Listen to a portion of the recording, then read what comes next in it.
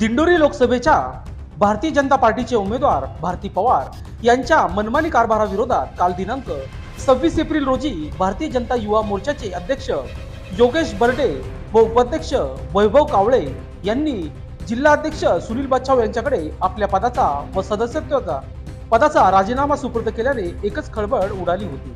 त्याबाबत आज दिनांक 27 एप्रिल 2024 रोजी भारतीय जनता पार्टीचे नाशिक जिल्हाध्यक्ष सुनील बच्छाव यांनी एक पत्र काढून योगेश बर्डे यांची भारतीय जनता युवा मोर्चाच्या अध्यक्षपदावरून हकालपट्टी करण्यात येत आहे असे जाहीर केल्याने योगेश बर्डे यांना उमेदवार भारती पवार त्यांच्यावर अनेक गंभीर आरोप केले आहेत। पाहूयात सविस्तर काय बोलले योगेश बर्डे।